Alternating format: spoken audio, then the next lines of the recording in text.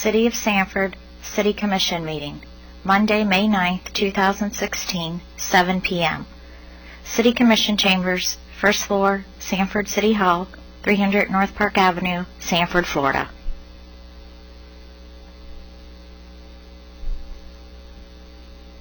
And Sunrail.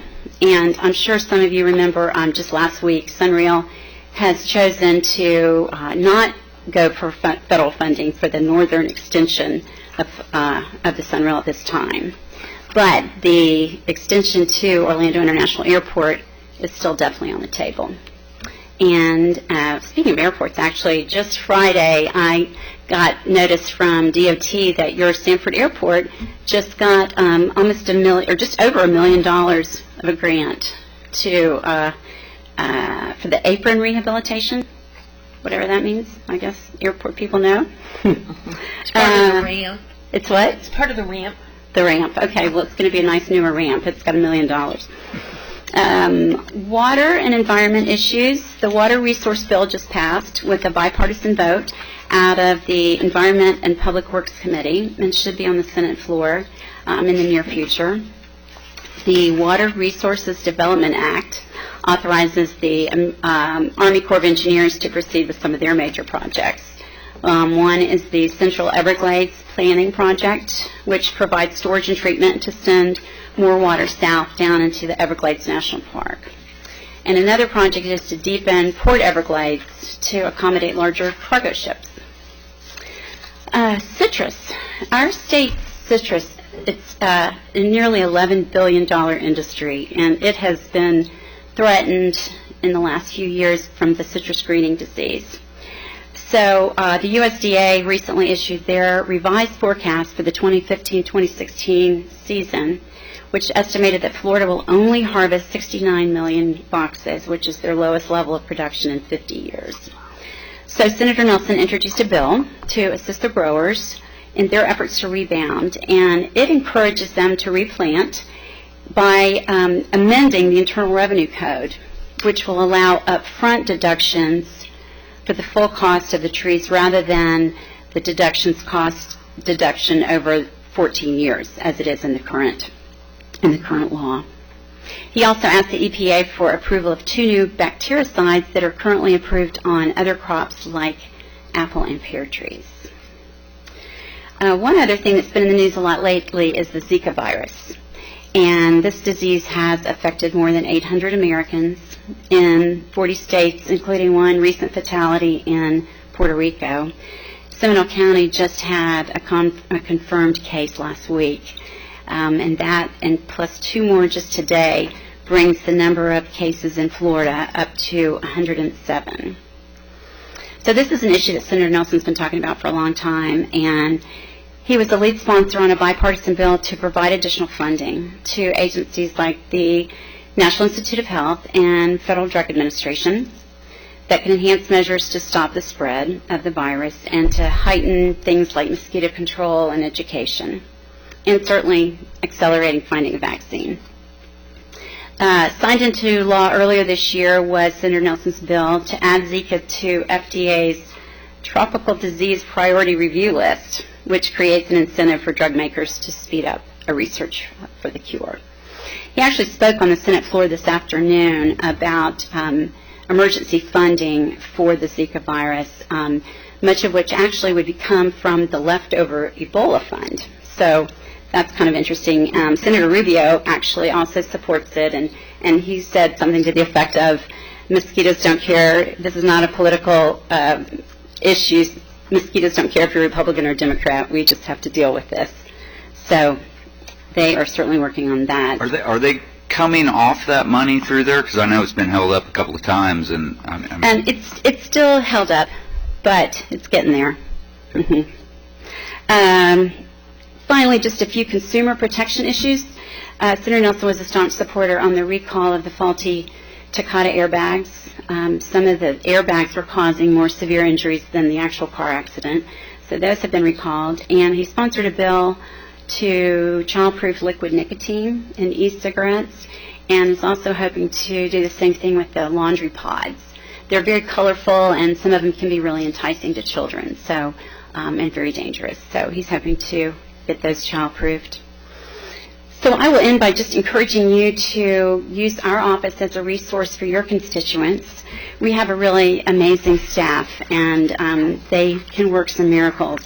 We have offices all over the country, but because Bill lives in Orlando, our main office is downtown on Lake Eola, and that's where our caseworkers do work, and they can do things from passports and visas and Medicare and veterans issues. So please feel free to reach out to us.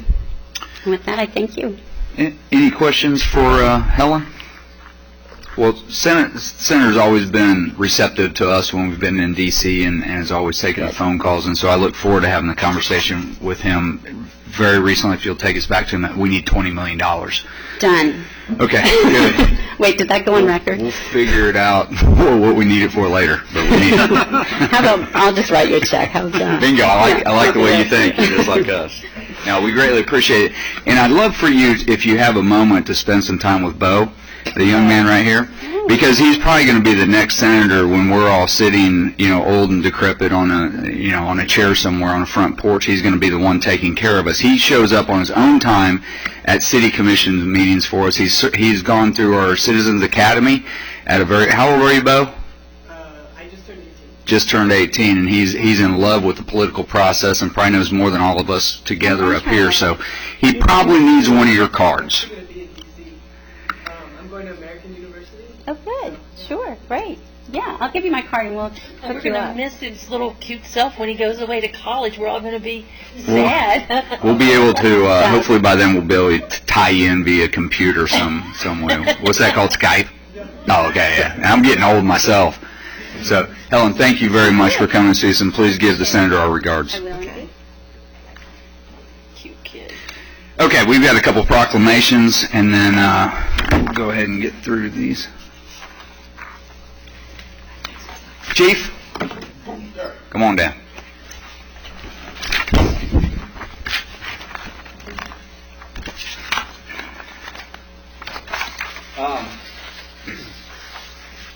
May 15th through the 21st is Police Week, so we always do a proclamation. I'm happy to always do this for you guys, so bear with me as I read through this. Whereas there are more than 900,000 law enforcement officers serving in the communities across the United States, including the dedicated members of the Sanford Police Department. Whereas in 1962, President John F. Kennedy signed a proclamation which designated May 15th as Peace Officers Memorial Day and the week in which the day falls as Police Week. Whereas National Police Week is a time for all to pause and reflect on the incredible sacrifices these heroes make for us every day. Whereas over 58,930 assaults against law enforcement officers are reported each year, resulting in over 15,404 injuries. Whereas since the first recorded death in 1791, over 22,474 law enforcement officers in the United States paid the ultimate sacrifice and were killed in the line of duty. The name of these dedicated public servants are engraved on the wall of the National Law Enforcement Officers Memorial, which was dedicated in 1991 in Washington, D.C., including the names of 124 officers killed in 2015. Whereas there have been no line-of-duty fatalities from the Sanford Police Department, and whereas more incidents result in felonious felonies on Friday than any other day of the week, and that's why you and Chief don't work on Fridays. Okay. Oh, you did that one too. Whereas the service and sacrifice of all officers killed on the line of duty will be honored during the National Law Enforcement Officers Memorial Fund annual candlelight vigil on the evening of Friday, May 13, 2016.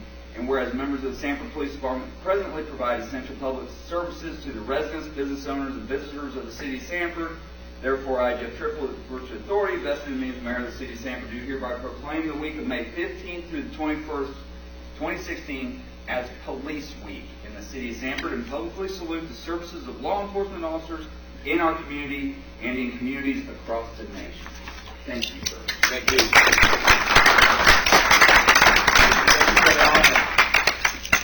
The commission. Deputy Chief, if you could hold the plaque in front of you so that Mayor...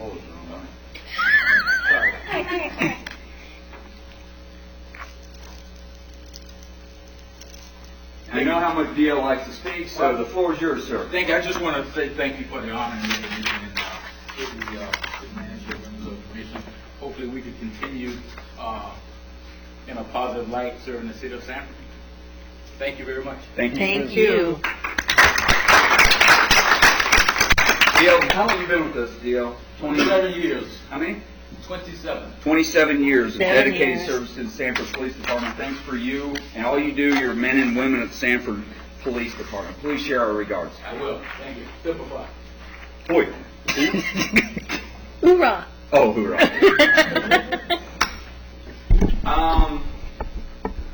Daryl. Kind of getting around here. Code Enforcement Officers Appreciation Week, June 6th through 10th. We're actually getting out in front of our week here. We're normally a little bit behind. Yes, sir. How long did you serve for the Sanford Police Department? 30 years. 30 years, Sanford Police Department veteran, and now a Code Enforcement lead, department head. Whereas Code Enforcement officers provide for the safety, health, and welfare of the citizens and communities. This was long. I'll start over. Whereas Code Enforcement officers provide for the safety, health, and welfare of the citizens and the community through the enforcement of building, zoning, housing, animal control, fire safety, environmental, and other codes and ordinances. Whereas Code Enforcement officers are often not credited for the jobs that they do in saving lives and improving neighborhoods. Whereas every day assisted by the support of the program staff, they attempt to provide quality customer service to the public for the betterment of the community. Whereas to many times their efforts go unnoticed, even after code compliance has been accomplished due to their efforts and expertise. Whereas Code Enforcement officers are dedicated, well-trained, and highly responsible individuals who take their jobs seriously and are proud of the department and the local government with which they serve. Whereas the Florida Association of Code Enforcement, which aptly named is FACE, has declared the first week of June to be set aside by local governments to honor and recognize their Code Enforcement officers.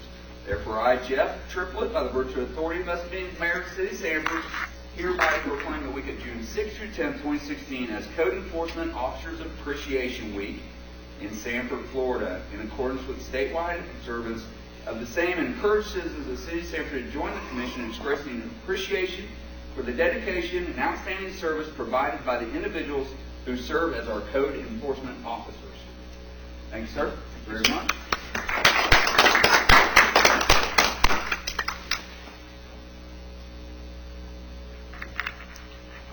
Thank you, and thank you, Mayor and Commission, for your support for our code enforcement officers that are every day doing a very fine job of keeping our city a place where we like to live, work, play, and retire.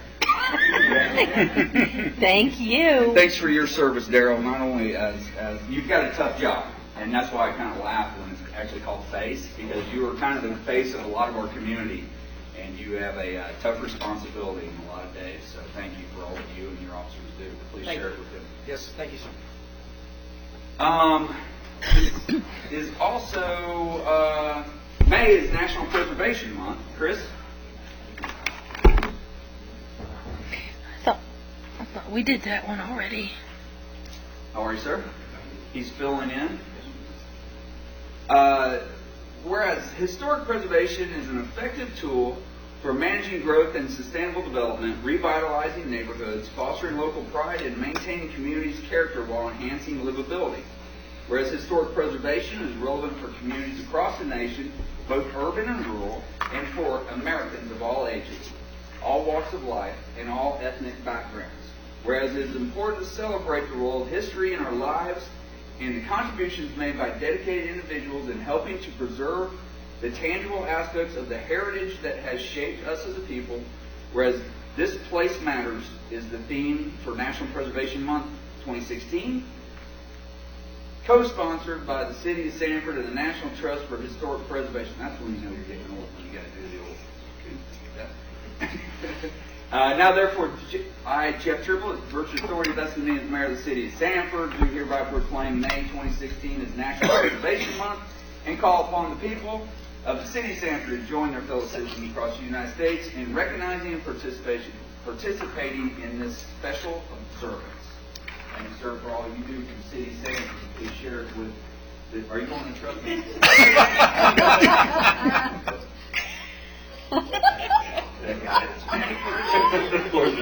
Thank you very much for your support and our department. Thank you very much.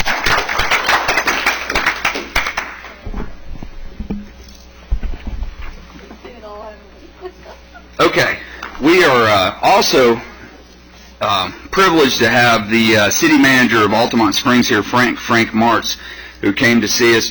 Frank, I greatly appreciate you coming in. If you've probably seen it, but Frank's been on the leading edge of working with Uber and signed the first municipality contract with Uber for a ride-sharing program. It's a pilot project, and he's expanding it with the help of all the cities and Seminole County to tie it all together. This is an alternative transportation piece that we're looking at, and Mr. Bonaparte and I have been privileged to sit in the mayors and managers meetings where we've talked about this many times. Frank is very intimate with it as the city manager, like I said, the lead. There's been articles all over the world, and hopefully you'll share some of that with us as to what this means for transportation in the future. We've talked about it briefly here, and I thought that both Mr. Bonaparte and I thought the best way for it to be explained, for it to come together as to who is working on this, who's being a party of it, and what the history and future is of it, is to actually have the guy that put it all together come and see us and spend a few minutes with us. Frank, I greatly appreciate you coming in. I love to you and your wife, and you taking some time away from her to come see us. But if you'd come up and help us understand what you're doing and what this means to our community and not only Seminole County but Central Florida. Yeah, Mayor, members of the City Commission, as Frank comes to the microphone, as Mayor Tripp has indicated, the City of Altamont Springs has gotten international attention for this, and there have been meetings with other municipalities about doing something similar to what they're doing in Altamont Springs. As a matter of fact, a number of the sister cities have committed to moving forward with it, and what I'd like to do is, Frank, to share with you what's happening with Altamont Springs, as Mayor Trippett has indicated, but for us also be thinking about, is this something that you'd like to see the City of Sanford engage in as well? So with that. Sure. Thank you very much. It's a pleasure being here. I really appreciate working with Mr. Bonaparte and Mayor Triplett. To take you back a bit, in the early 90s, actually in the late 80s, the City of Altamont Springs created the Commuter Rail Authority. And the first office for the Commuter Rail Authority was in Altamont Springs City Hall. And we've really been focused on transit for a long time. In 1999, with the advent of T21, the first of the new centuries or new millennials, the federal transportation bill, we got money to do a thing called FlexBus. And the FlexBus was a demand response transportation system that was intended to be a public system. And we were saddled with having to work with links. It is what it is. Needless to say, Senator Nelson's efforts, Congressman Mikett's efforts, Representative Brown's efforts, we got a significant amount of money to move FlexBus forward. And it was called the Uber of public transportation. But we had a difficult time working with links, and in this past fall, the federal government withdrew the federal funding because links did move it forward. We still have the same problem. So we reached out to Uber because we understood that demand response transportation interaction, and proposed to them that we become the first community-wide Uber city on the planet. It's not, we thought it was just the United States, but there's no other city in the world that has done what we've done. And essentially it's this.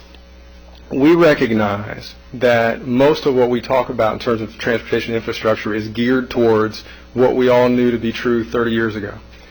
But Norton and I are hiring people every day. This generation of people we're hiring now has never lived a day without a cell phone.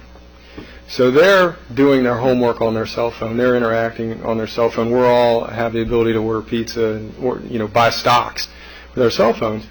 And Uber was able to bring to the market what the city was trying to bring to the market through links. in terms of demand response transportation. So we started working with Uber and came up with something that really worked for us. And there's a big paradigm shift. There's kind of the conventional thinking is roads, what can government do, what can government do? Clearly what this was to us was a private sector solution that was far less expensive than what we were considering doing as a public service. So over those several months, we worked out, and this is essentially what we're doing. Sunrail, you all have a Sunrail station, we do too. Sunrail's operating deficit is projected to be somewhere between $40 and $50 million by the time the local governments take it over. And the ridership for Sunrail is flat at best. And it's very important to us, and it was very important to you, to find ways for people to start using Sunrail. We know a lot about buses. We know a lot about taxi cabs. We know a lot about other types of public transportation. What we are learning about and why we decided to do this partnership is that demand response transportation, like Lyft, Uber, and many like it, they are impacting the world in the same way that Microsoft Windows impacted the world. It changed everything. And it's occurred to us that if we were going to find a way to boost some ridership on Sunrail and to affect congestion management, we needed to think about transportation in a way that would get a segment of the population that's not using it. And part of the reason people don't use transit is it's not convenient. There's nothing more convenient than picking up your phone and saying, come get me, and having the phone know where you are, having the system go ahead and bill. And it's not an end-all be-all. It's not a catch-all. It doesn't serve every constituency. It doesn't serve every type of rider. But what it does do is it hits a piece of the market that we need to find a way to get out of their cars. So the way we constructed this was to subsidize any trip that began and ended inside of Altamont Springs. We would subsidize 20% of that, up to a maximum of 20% of the first $25. And then any trip that began or ended that included Sunrail, we would subsidize 25% of that. It's not an enormous amount of money, but what we wanted to do was grab the attention of people who are not using transit and trying to find a way to encourage them to use transit. So the maximum that we would ever pay for a trip would be $6.25, 25% of $25, no matter how expensive the trip was. And we have gotten, as Mayor Triplett said, unbelievable international recognition for doing this. We were in the London Times. We were in the, believe it or not, we were in the Hindu News. But we've also gotten national recognition. NPR has been extremely positive. NBC has done a profile on this. Reuters has, Fortune magazine. And it isn't because of anything that I think is unique. I think what we simply did was take a step back and say, this is a cheaper, better alternative, and let's see how it works.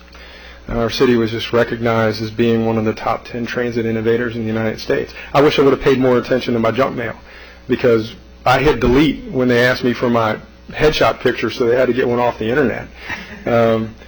Just is what it is. But we recognize that we need to learn more about this technology. The people who are going to be using Sunrail in the future are people who are walking around in high schools today, using their Sunrail, using their cell phones to study for tests. That's what they know how to use. So it occurred to us, why continue thinking about transportation and transit the way we did 30 years ago, or 20 years ago, or 10 years ago, or 10 days ago?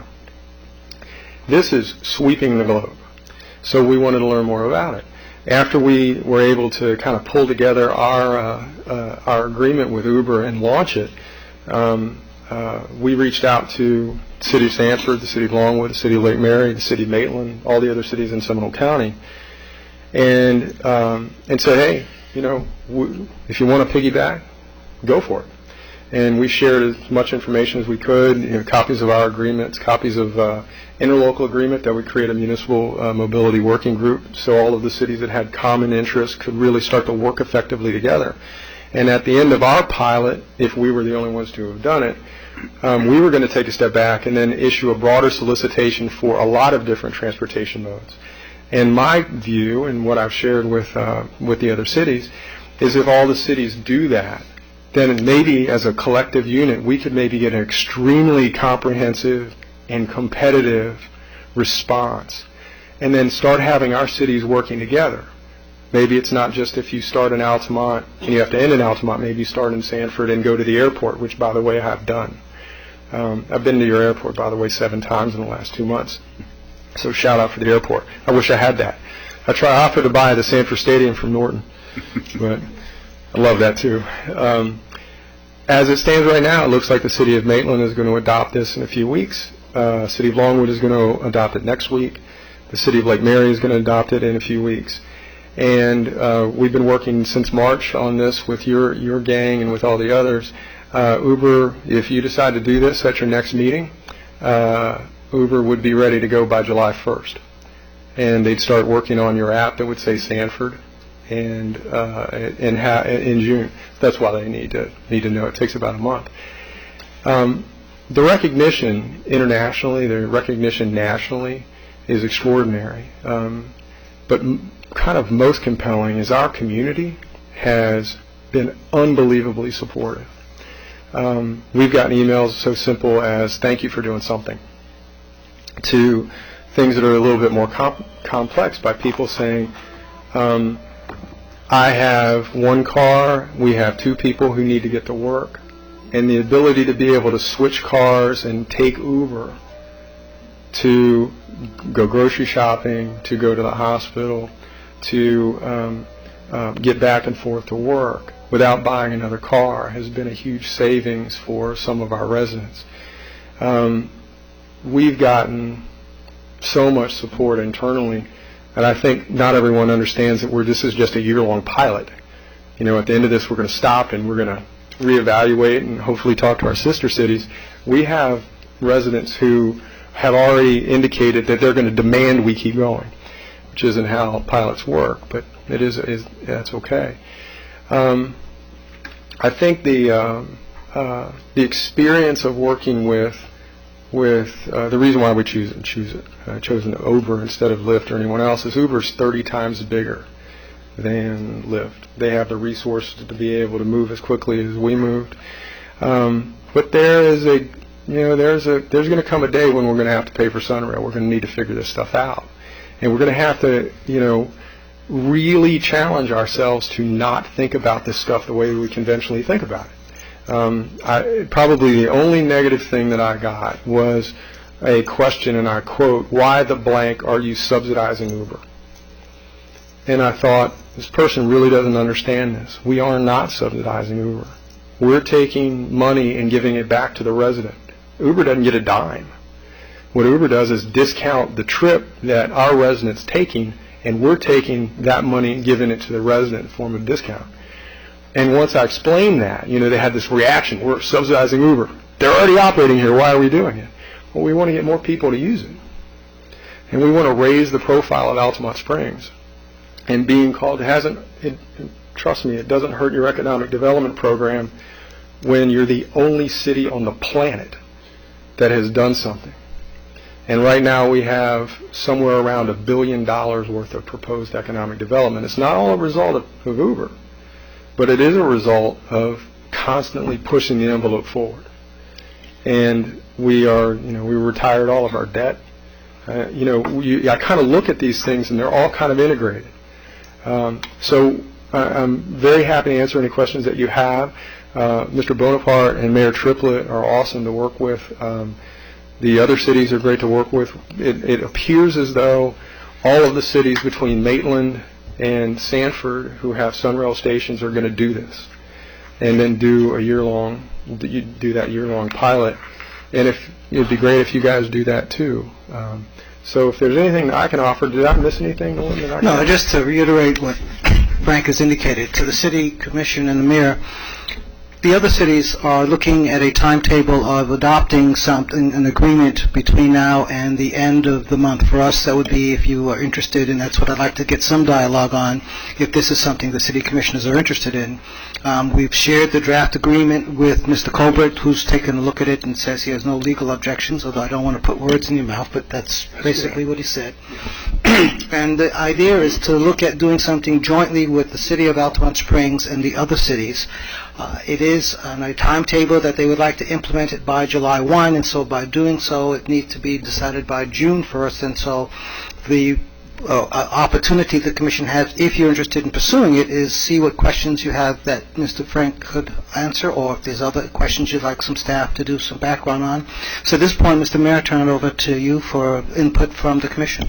Thank you, Mr. Bonaparte, and thank you, Mr. Martz. Obviously, I'm at a little bit of an advantage because we've talked about it, like you said, since March, of how this whole thing would go down. But I think this is an interesting initiative. One, because we have Sunrail, just like the other cities that are involved, and some of the other cities are actually getting involved when they don't have a piece of it, or doesn't look like they have a whole lot of ride sharing capabilities or needs.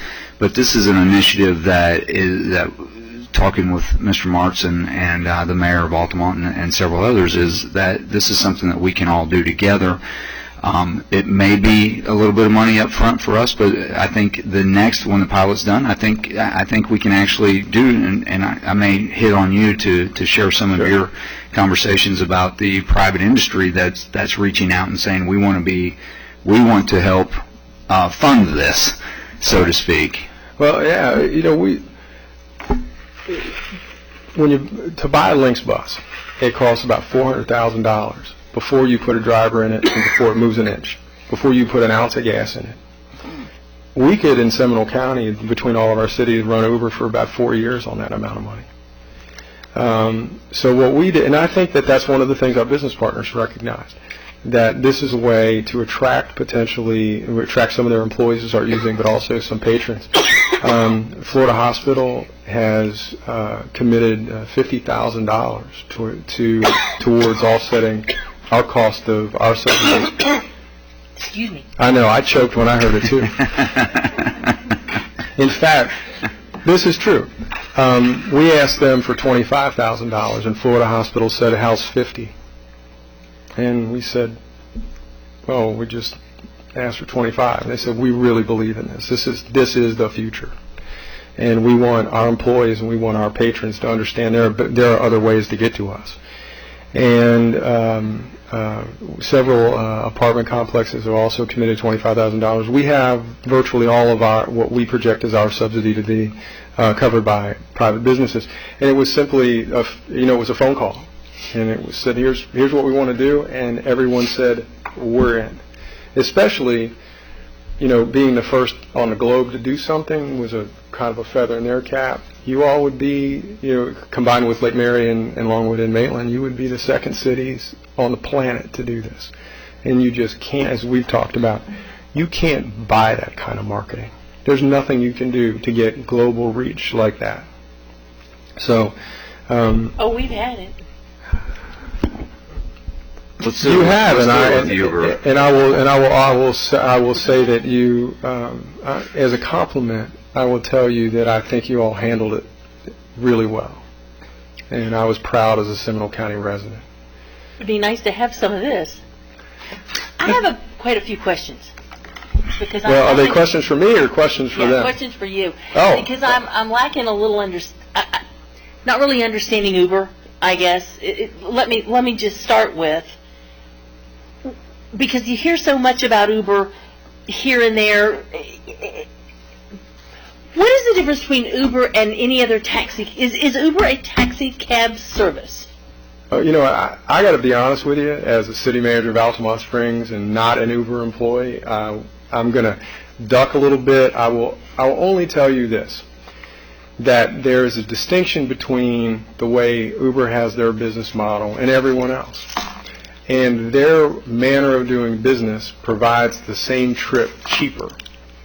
So I will tell you, as the city manager of Altamont Springs, I was looking for cheap, efficient, effective, convenient.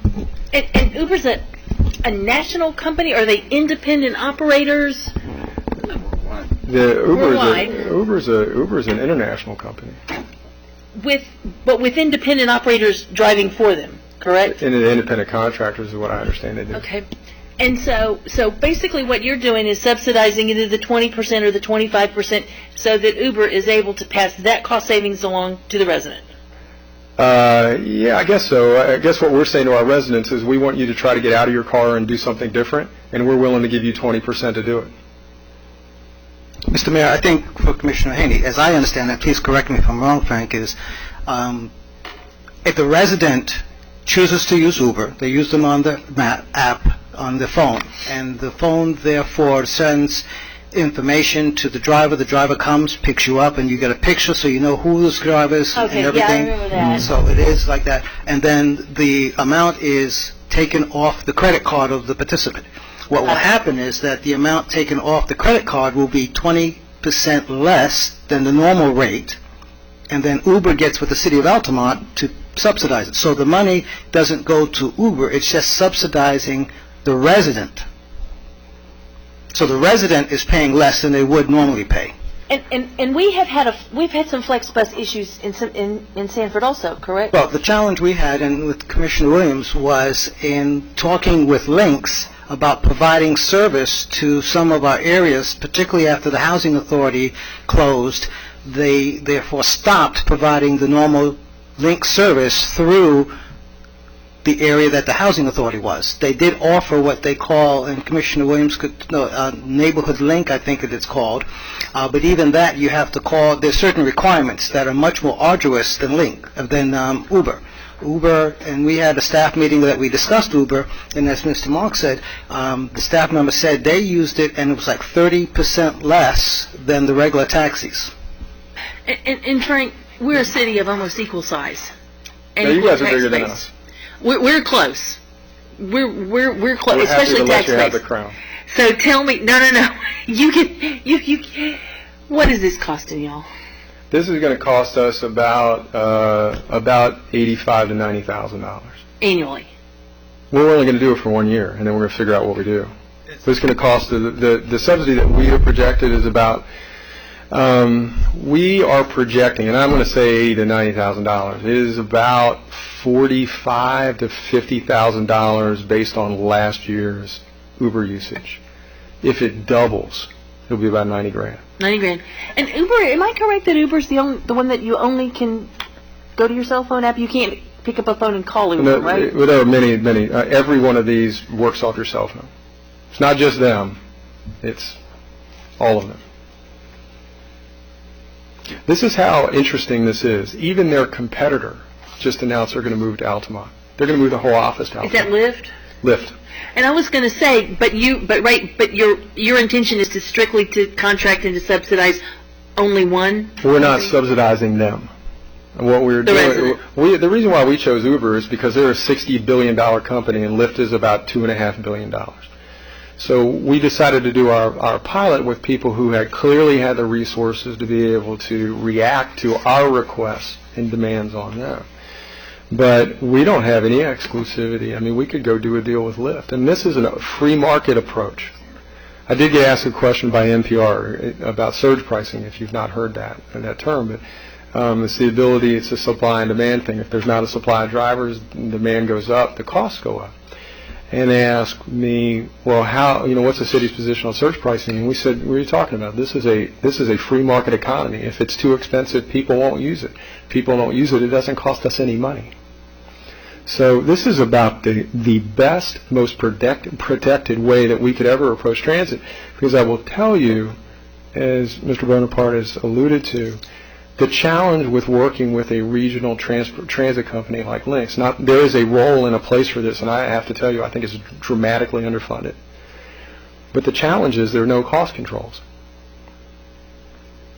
You absolutely have no ability. You ask, and whatever the bill is, you got to pay it, or say no to the service. The beauty of this, and Lyft, and everyone else, and who knows who we're going to select after if we all can get together and make a competitive bid. We may be able to get it cheaper. I don't know. So there's a market force in play, and we wanted to grab onto it. and do what we could to help our residents. Interesting. I think, as the interest that I obviously have into it, and this is how we do our budgeting and projections, is we've got 5 years until Sunrail's on our laps. If we don't push people to Sunrail, when we looked at the Uber, what it was going to be, I think it was about 36,000 was, if everything stayed the same. That is absolutely nothing in comparison to what 5 years is going to cost us at $35 million loss. Well, it's actually it's projected to be about $45 to $50 million by the time we take it over. Which we can't afford it. It's on our shoulders. But we can't. I'm just telling you, we can't. The City of Altamont Springs is not in a budget position to be able to weigh in on something like that, no. Especially when it's picking up 300 or 400 people a day. Right. It just doesn't work. We have to have the ability, and that's the one thing I really liked about it, was a little bit more to take people to Sunrail, because this is the future of what we've got. This is how we develop the blank slate of property that we've got out there, to help push the project across the street and next to Wayne Dench and everything else. How do we get people for the lowest possible fare from Sunrail Station to our downtown station, to turn this from away from just a simple commuter rail to push everybody into Orlando to have their jobs, but to have them come here and be able to get to our restaurants, our nightlife, our downtown, our art fairs, and everything else that we have. We dropped $36,000 out of CRA for a bus that nobody knows about.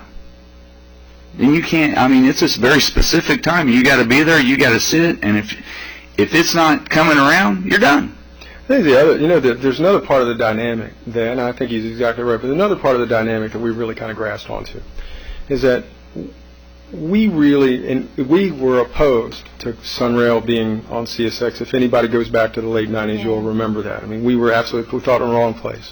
Everybody in Seminole County's economic development's on I-4. Everybody's. Yours, ours, Lake Mary's, Longwood's, Maitland's, everybody's. Is what it is. What is true is that employers have standard business hours. And if your work schedule doesn't match the transit schedule, then you are spending several hours of your day unproductively waiting for your next ride. This goes when you want to go, where you want to go, how you want to go, because you can pick the driver. If you don't like that driver, you can keep searching for another driver. It puts you in complete control of your world. And as an employee emerging in the workforce, with all of I don't know if you all have kids, I have a 20-year-old, a 19-year-old, and a 17-year-old.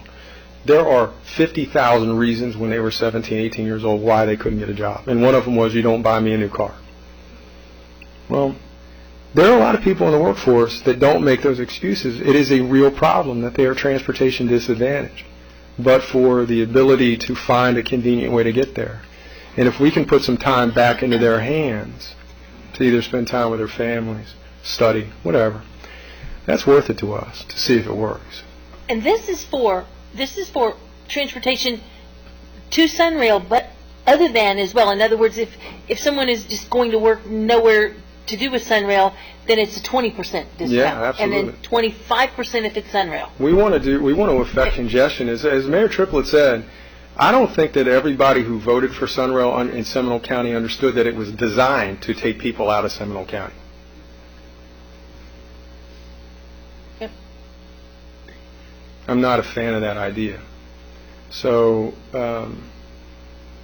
we are trying to affect congestion inside of the city, and long term, if we can form this by this interlocal, this mobility working group, we may find that our next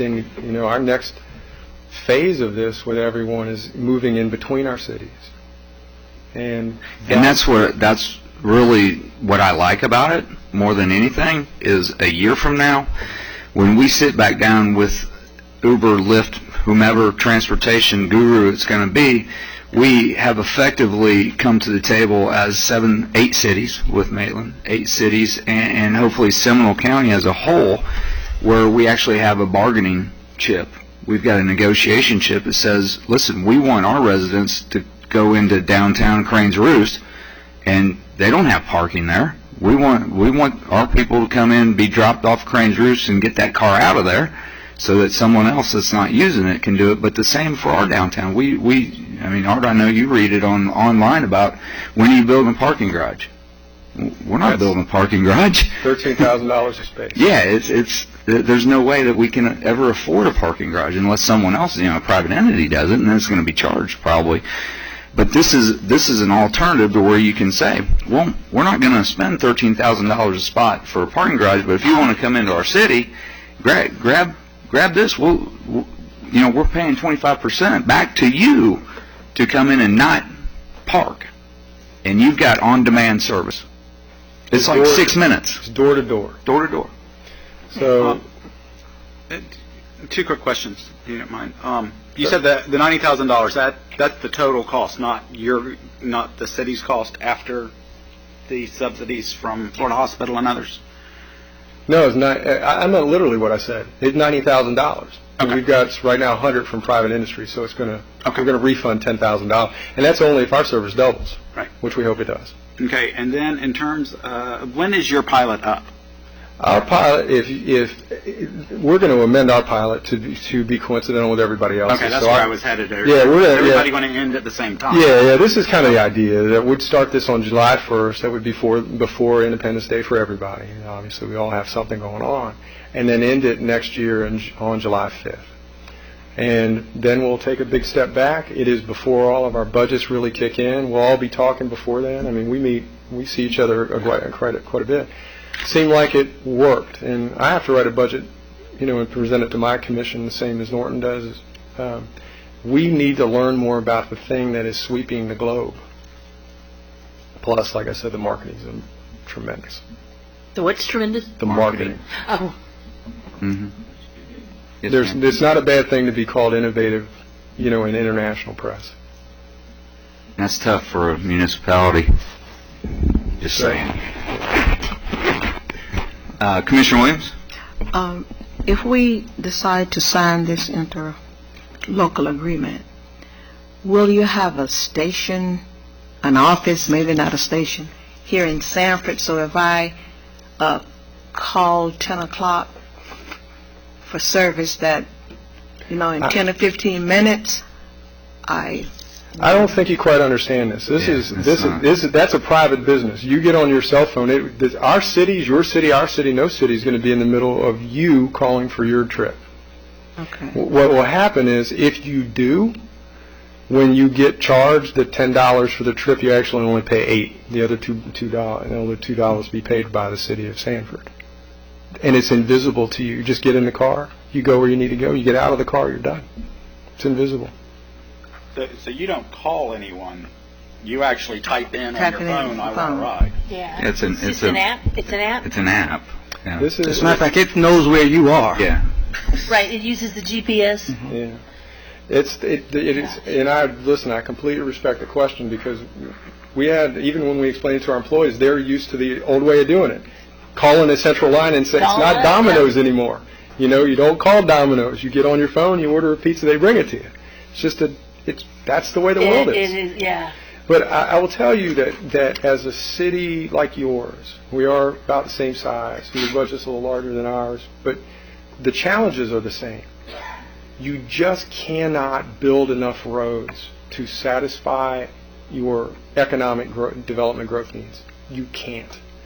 And the people you're trying to attract are those who are entering the job market who have some income, and those people use phones. Senior citizens use phones, seniors use phones, millennials use phones. Everybody's got a phone. Not everybody, but most everybody. So we're trying to attract and tap that. We're trying to get in front of the curve. Did I help answer that? Yeah. Oh, yeah. I think so. Obviously, that I'm all in on this for a couple of different reasons that I've already stated. I think we need to be a party of this, and I think Altamont played it right with, we're going to set double the amount aside to sign the agreement. If all things stays the same, it's $40,000, $45,000, whatever, give or take. But the private industry is already not subsidize it, but is paying for it because they get the advertising out of it. I mean, they're in partnership with the city. I think if we put the money aside, find the money to do this. If we have to have another conversation with Lynx, because we are the only city in Seminole County that actually pays Lynx for their service. Yeah. There's two. There are? Who's the other? Who's the other? I believe it's out. It's not Altamont. It ain't Altamont. We stopped paying them years ago. We do pay for paratransit There are two. service. I don't know which one I thought it was Okay. Altamont, but there are two cities. Don't get caught up on the semantics of it. There's 7 cities and 2 are paying, and I guarantee you ours is a lot bigger bill than them. Like $90,000 a year. And if you remember right, they came in and they changed our service and didn't even have a discussion with us. They didn't even have a discussion with us about it. We found out on the backside, and then when we went in, we said, "What? Oh, well, we thought you knew." That's the amount of service that we're getting from Lynx, and Lynx serves a purpose, no question. I think their response was it was on the website. Yeah, something along those lines. So the amount of service that is being presented to us, and even if a year from now, if we come back and we want to do something where I actually see a greater visualization of not just city within the city is paid, a portion of it, but it's throughout Seminole County. And then Orange County gets online, and there's this whole huge group of municipalities and counties that are working together to do this. We don't need to build a garage. We're pushing people to Sunrail. Maybe we up the ante to push people into Sunrail and reduce the other side. We have the opportunity to look at it for a lot less money than we are paying out on the backside, or what we will inevitably be told we're going to pay out on 5 years from now. That's how I feel about it. I got another question. Yes, ma'am. You might have answered it earlier, but how will you determine how much each person will pay? Is it based on mileage? Distance? It's not us. Ubers. Yeah. It's Uber. Yeah. Okay? They do that. It's their rate, their set rates. They set a rate for all of Central Florida. It's the same rate no matter where you are in Central Florida. That's what I understand. But it's the pronouns are important. It's not Altamont Springs and not Sanford. We are letting this pilot work, and let's see how it works. Where did you get that information from? Which? I want to know because I would know. Because what they do I live over here in Goldsboro, and I want to go to the mall as opposed to Commissioner Mahaney, who wants to go to the mall. Do we pay the same, something different, or what? How do I get that? When you get on your app and you say, your phone knows where you are, and you say, I want to go there, it tells you this is how much it's going to cost, and you say yes or no. Okay. And I kind of have a feeling maybe where you're going. Is this going to be more expensive? Bell uses Uber. Huh? A boat? It's like a set, couple dollar fee, and then it's mileage times a certain amount. Okay, so like a couple bucks just to get in the car and then mileage. Yeah, just like a taxi. Just like New York, when you get in the taxes, they have a set thing. Yeah. But much less than a regular taxi. Because I was talking to someone last week, and they were talking about going to work, and they live on the west side, and that person said they paid only $5. I said, you paid only $5 to go from where you live out to the mall to work? And that was kind of unbelievable. Is that good or bad? That's good. Oh, okay. I didn't know. I didn't know either. Then it's 5 to come home too? It's not a round trip. I don't know, it just It's exactly what you're describing. If you want to take it, you take it. This creates the opportunity to give back a little bit to your residents and help them feel encouraged to use it, and help us learn how it impacts transportation. I've gotten calls from not just counting in Central Florida, 37 other cities in the continental United States, not counting Canada, who want to do this. So, yeah, Mr. Mayor, also to Commissioner Williams, when you go on, it will tell you what the price will be. Okay. So you can decide whether you want to do it or not. So, and also, if I go on, Commissioner. Let me ask you this: will we still be paying Lynx close to $100,000? That's the great thing about us sitting up here. We get to make that decision. See, because for the last 2 years, I've been concerned. I brought it to the commission about my concern about the fact that we pay them $90,000 a year, yet they terminated the services in Goldsboro. You know, they terminate the services in Goldsboro, and yet still we pay them $90,000. We didn't terminate any money away from them when they terminated their services. I'm going to say this in the most diplomatic way I can possibly say it, as a city who spent several $1 million to develop FlexBus only to watch it go away. That, and I've said this to Mayor Triplett and Mr. Bonaparte, I am not interested in putting someone else in control of what happens in our city anymore. Yeah. So I would rather trust you all and trust our other partner cities than have to figure out what the regional mentality and strategy is. Mm-hmm. I don't have regional residents, I have residents. So the fact that there's not going to be an expansion of Sunrail northward puts you at the end of the line. And when the bill starts coming home, someone's going to ask, well, how valuable is it to you to keep the end of the line still running? I don't want to be in that position. Not for our city. I know you all don't want to be in that position for yours. We pay, incidentally, $130,000 in links for access links. We do fund 100% of the paratransit because that is that's a core value for the city of Altamont Springs. Paratransit is for those people who need to get to medical or they have some sort of disability that they need special transportation. We have the only therapeutic pool in the county.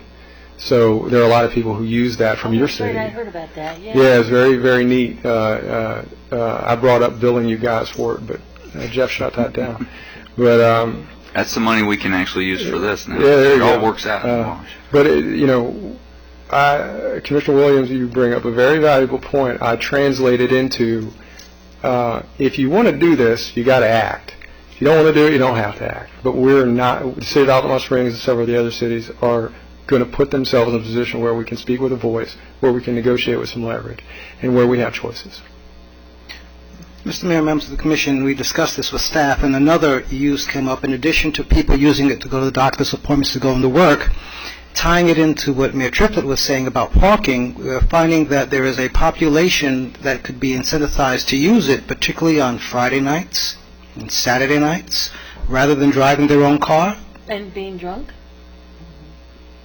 I like it. You guys redact these meeting minutes, right? No, it's true. I mean, no, if you're going to... And those might be ducks. Well, it might be what? Ducks. So if there's anything, is there any other question that I could at least tell you about from our perspective, or why we did what we did, or why we reached out to our partner cities? We in Altamont Springs and Sanford, along with the Lake Mary too, but different size. But there's going to come a time when everyone's going to look at the big budgets. And we have the two largest budgets in the county, other than the county. And if the county's going to do something, they would have. So I know you all had some issues with your public parking lot and stuff like that. I am not interested for the city of Altamont Springs being in a position where we are asking and begging and then told. Let's take control of our transportation future the best we can. Put ourselves in a position where we can work in unison, and I'm not exactly sure how I would characterize it. I hope Sanford does it. It's up to you all. But Lake Mary is going to do it. Longwood's going to do it. Altamont has done it. Maitland has done it. Winter Park has reached out to us. Certainly puts that tail of the dog, that north corridor, in a different position. So, does anybody have any other questions that I can answer? Thank you so much. This has been quite informative. Yeah.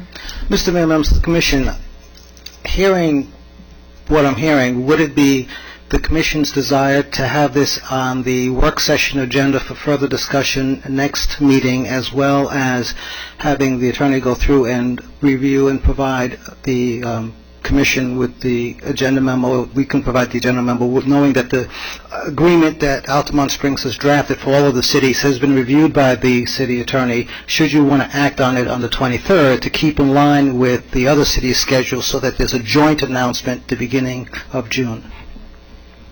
What was all that? I support that. Basically, we need to act on it one way or another in our next meeting 2 weeks from now, so that Frank and the other sister cities can do what they need to do, and we're not being the hold up on it. So we need to come to a determination as to where we stand. Yeah, the marketing's different. It's either Sanford's in or Sanford's out. Yeah. So it's Maitland to Lake Mary or Maitland to Sanford. So put it on the work session.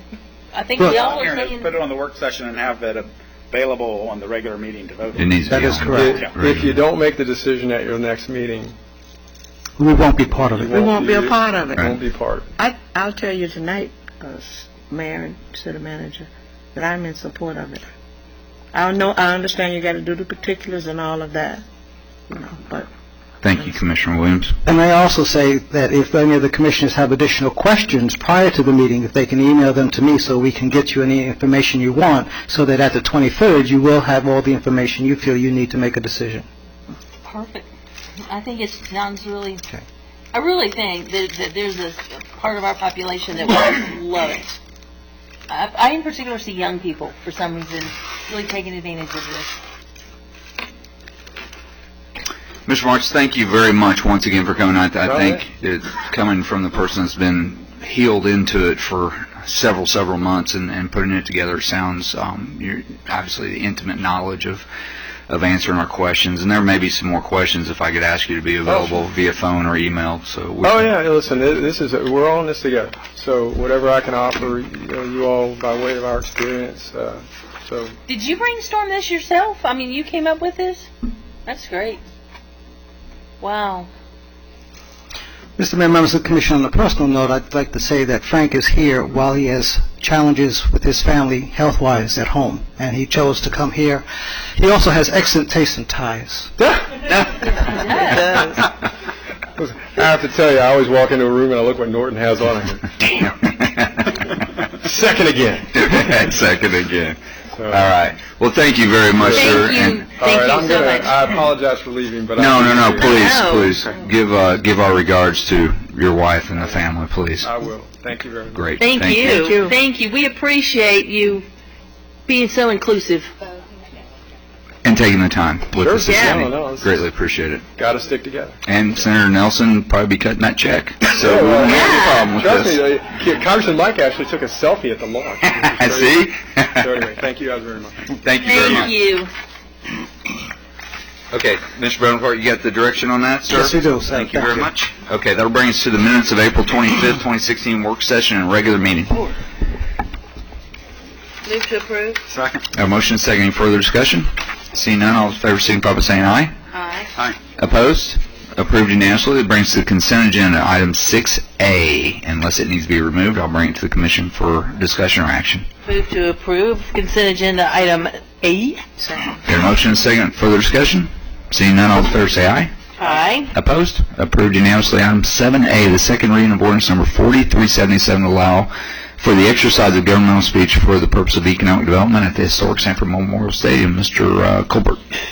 Thank you, Mayor. This ordinance is entitled an ordinance of the City of Sanford, Florida, relating to governmental speech and signage relating thereto, providing for proprietary regulation over city-owned property, providing for definitions, providing for conditions, procedures, processes, associated matters relating thereto, providing for specific uses relating to the historic Sanford Memorial Stadium, providing for implementing administrative actions and responsibility for implementation, providing for prohibitions and enforcement, providing for a savings provision, providing for conflicts, providing for severability, providing for codification as well as correction of scrivener's errors, providing for severability, providing for an effective date. Thank you, sir. Mr. Bonaparte. Yes, Mr. Mayor, members of the City Commission, it is the staff's recommendation that the City Commission adopt ordinance number 4377 concerning governmental speech and signage. Thank you, sir. This is a public hearing. If anybody from the audience would like to speak to this item, please do so.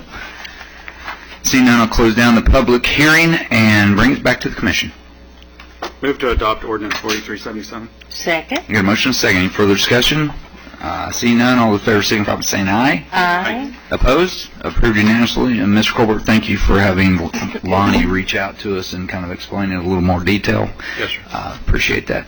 That'll bring us to item 8A, Resolution 2592, amending the budget in the amount not to exceed $76,435. Mr. Bonaparte. Yes, Mr. Mayor, members of the City Commission, staff recommends the City Commission approve Resolution Number 2592 to amend the budget in the amount not to exceed $76,435 and approve the agreement with GAI Consultants for professional design and engineering services for Fort Mellon Park Amphitheater and authorize the City Manager to execute any and all documents as required.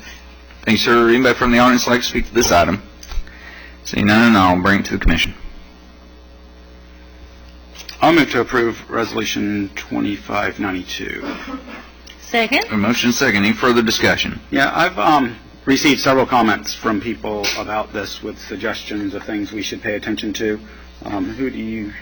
Who best to forward that? If you could give them to me. Okay. All right, I'll do that. Okay. Any further discussion? Seeing none, all in favor say aye. Aye. Aye. Opposed? Approved unanimously. Thank you. Yeah. Oh. Mr. Mayor, also, the staff at the direction of the City Commission has marked out at Fort Mellon Park stakes where where the amphitheater would go. So if you're interested, please let Mr. Robert Bell know or myself, and so we can arrange to go out with your staff, or you could go out by yourself and see it. Over the weekend, it started to fade, but it is still out there if you'd like to go. And the stakes are at the height of where the amphitheater would be, so if you go out, you'll take a look. That's what actually prompted the comments I received, was I posted that on Facebook. You're going to learn your lesson one of these days, man. That Facebook? Okay, any further? Oh, we already voted on that. Okay, thanks for all your work on that, Tom. I know you've been intimately involved. And Chris, greatly appreciate you guys. Okay, so that'll bring us to the City Attorney's report, Mr. Cole. We have Well, there's one more thing. Approve the administrative rule relating to qualifying for candidacy in 2016 city regular election, Mr. Bonaparte. Yes, Mr. Mayor, members of the City Commission, the City Clerk recommends the City Commission approve the attached resolution relating to the dates for qualifying as a candidate for the office of 2016 city regular elections. And a note of clarification, I'd sent out an email to the Commissioner saying that there was a publication that was wrong. In talking with Ms. Porter, we found out that it was actually right. And so that's why we have this, and I'd like to thank the City Attorney's Office for preparing it. Thank you very much. Anybody from the audience like to speak to this item? See none, I'll bring it to the Commission. Move to approve? Second. Get a motion and a second. Any further discussion? Seeing none, all in favor say aye. Aye. Opposed? Approved unanimously. Mr. Colbert. No additional items. Thank you, sir. Madam Clerk. Nothing more, thank you. Thank you very much, Mr. Bonaparte. Yes, Mr. Mayor, members of the City Commission, two items. One is we received a letter from Florida Power and Light regarding their request for a rate adjustment. I have it here, and I would, rather than make copies, if there's a member of the Commission or the mayor that'd like to see it, we will make sure that you can take a look at it. And then secondly, we are looking to set up a joint meeting with the school board to discuss the city's acquisition of the Mellonville property. It is June the 14th from 1 to 3 is what's been proposed by the school district. If you could let me know if you're available to make that. I did hear from two members of the Commission. I just need to hear from the others so we can go ahead and set up the meeting. So, thank you, Mr. Mayor. And that's going to be, I haven't looked at my email in a day or so that's going to be at the school board? Or Yes, that's what their request. Okay. We had given them a couple dates and they weren't able to make it, but they did come back with the date of June the 14th from 1 to 3 at the school board offices. Thank you. And I'd like to, I think it's, I think it's important that we get as many of us there as possible. This has been carrying on for 3+ years, us trying to negotiate the deal for the property there, and I think they've got there's been some misconceptions about what our plans are, and I think all of us showing a united force of, listen, we want to do an East Side Community Center for all intents and purposes. We don't want you hauling items, toiletries and everything else in and out of that building. Those buildings, we do have plans for them, and that's what we're trying to do. We have state grants set aside. We have money set aside to do what we presented to them 3+ years ago, and that's our plan for this. So I'd like to move it forward with all of us on kind of a united front, if you're available. I know some schedules are tougher than I've others. already got it on my calendar. Is that what they do there? They're storing toiletry items for the schools? There's been discussion that they want to keep the big building and use it for their Warehouse? storage warehouse, which means trucks would be coming in and out of there, and we're trying to do ball fields and kids and the back buildings. I've actually had conversations with one of the local baseball groups that would like to have one of those buildings to do inside baseball training, and we could probably make some money on that in some form or fashion. But if we just continue to lam it on this, we're not going to go anywhere. So it's kind of like the Uber thing to me. Let's make a decision with them and we either nix it and sit on the contract for 7 years so they don't sell it, or let's move on. What's the date? The 14th. 1 o'clock. June 14, 1 Martin, I o'clock. may have to back out on that date. I'm checking with my wife to see. Okay. If we may. I don't know if we leave on the 14th or 15th. Okay. Well, you can write me a letter saying you fully support and back me on anything that I say or do to your school board. We do leave on the 14th, so I don't think I will be able to be there. Okay. So, yeah, I'll just give you my proxy. Exactly. Thank you. That'd be great. Okay, that brings us to, is that it, Mr. Bumpert? Yes. That brings us to citizens' participation. I don't have any blue cards, but if anybody would like to speak to the commission, please do so at this time. Sir, come on up and give us your name and address for the record, and you'll have 5 minutes.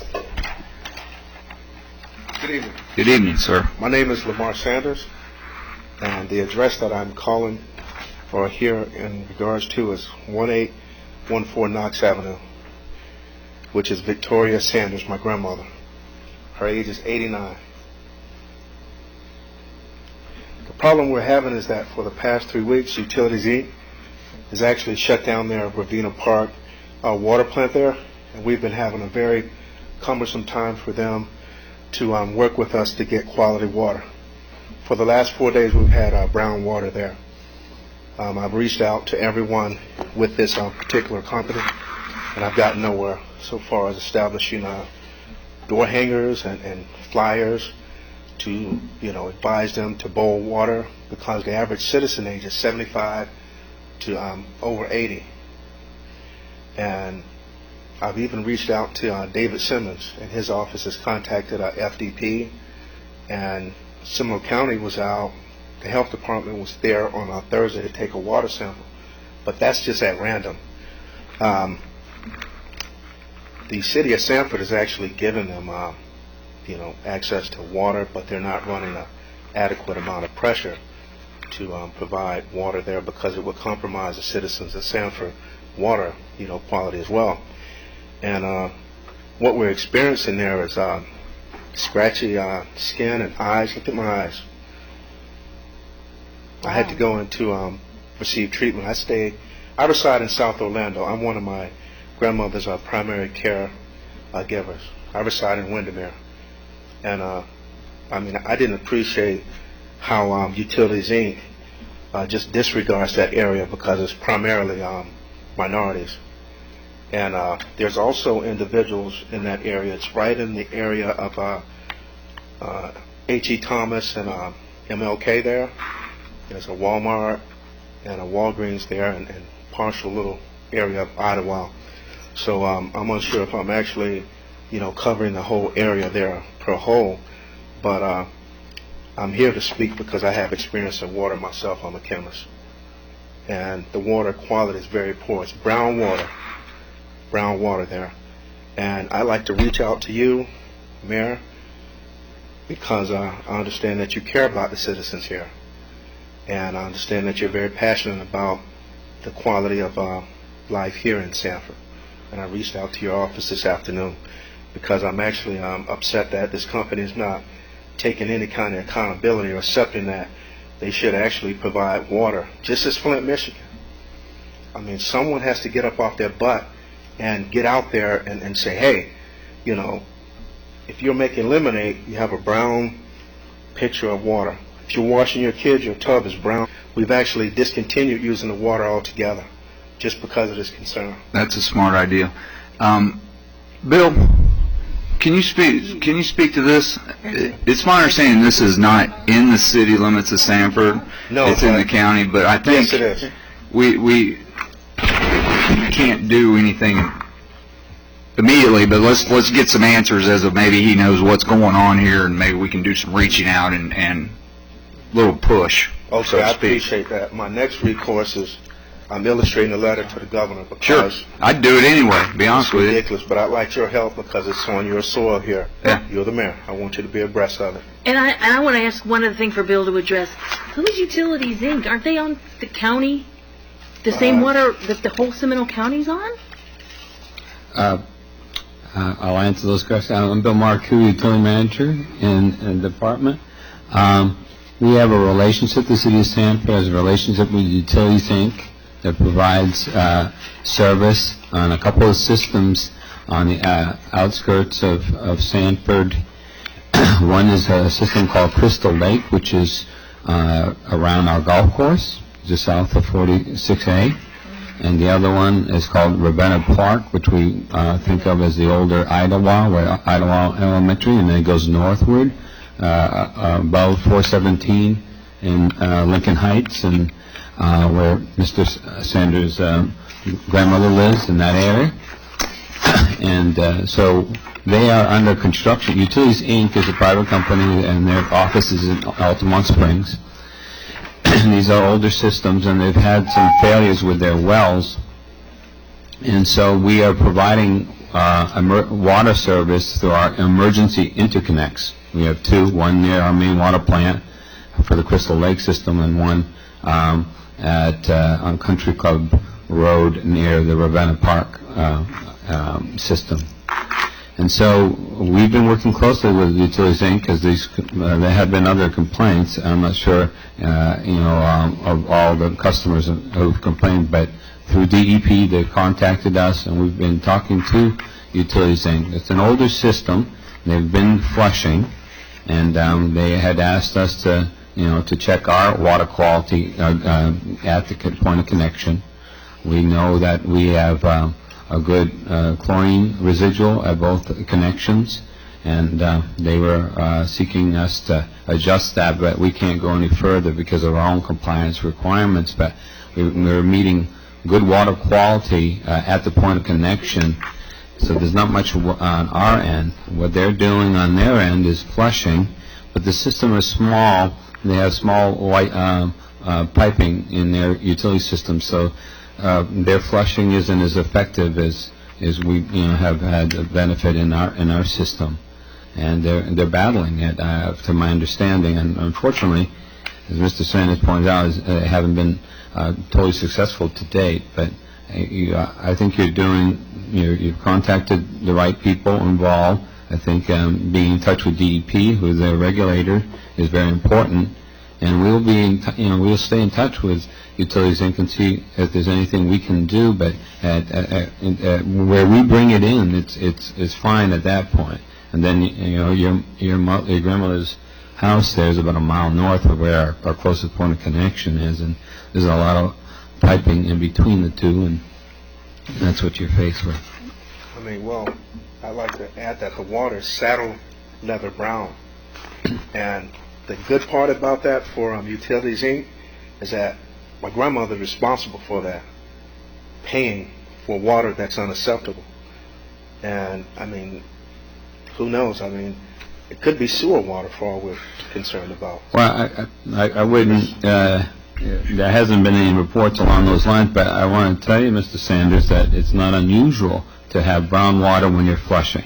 I mean, you stir things up, and the rust gets released, and so it just is, that's kind of an attribute of what when you're flushing, and they have been doing that. That in itself doesn't necessarily represent brown water or rusty color water doesn't represent a health risk in that sense, but it's not obviously a quality that's acceptable to the customer and has to be cleared out as soon as it can be done. And well, how do you clear it up, Bill? I mean, it sounds to me like this has been going on for a little while. What is this, Seminole County? No, this is, well, it's in unincorporated Seminole County, but it's a private utility, it's a large company called Utilities Inc. that provides these small systems in pockets, different neighborhoods and different subdivisions, and throughout the country, I think, definitely throughout the state of Florida. So their agreement is with Seminole County. Would that be right? Who would be my elected official if I had brown water and I'm not in the city limits? And I want to go, I need to take the steps before I get to the governor. Who would I go to? Brenda Carey from the county. Right. Well, that's the immediate company. The immediate regulatory oversight is two. One on public health would be DEP, but they are they're governed by the Public Service Commission. That's who approves their rates. So those are the two state agencies that oversee them in terms of regulations. It's for finance and for public health.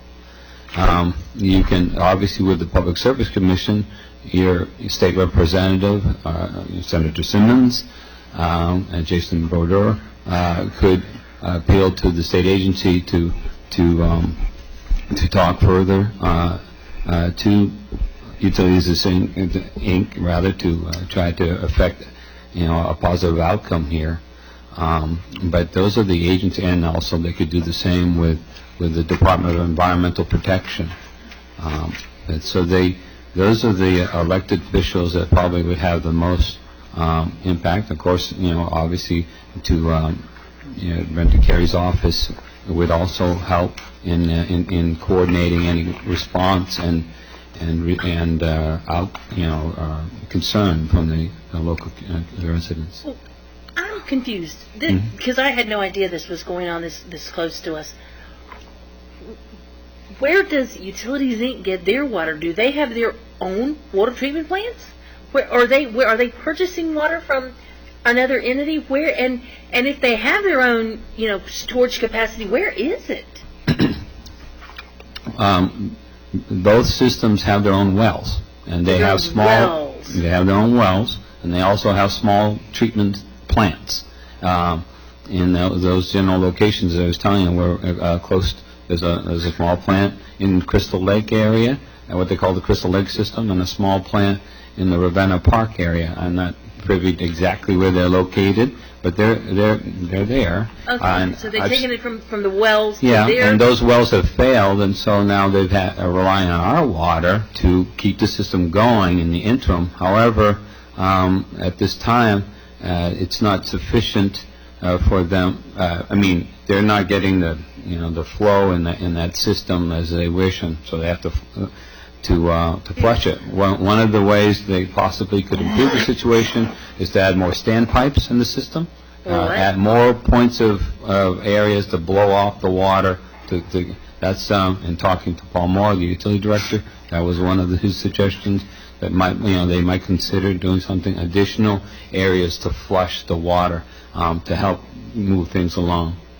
I'm really learning something new here tonight. Yeah, me too. I always thought that every piece of land that's in Sanford,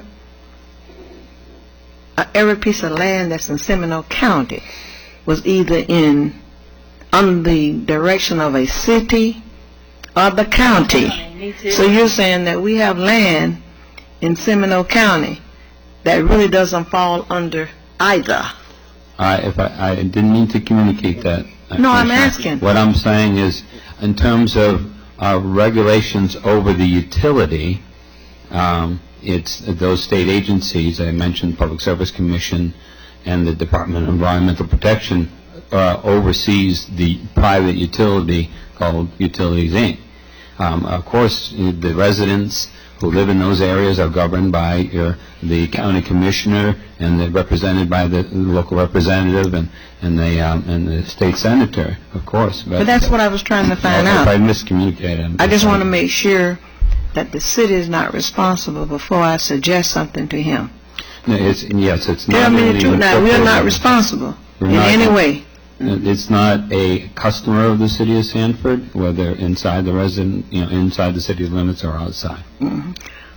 I was going to say that one way to get attention is call Channel 9. I have already. Oh, okay. I reached out to because, Todd already. You know, I wouldn't really tell you that if we were responsible. No, I understand. You know. I understand. That's why I reached out to okay. Mayor Triplett here.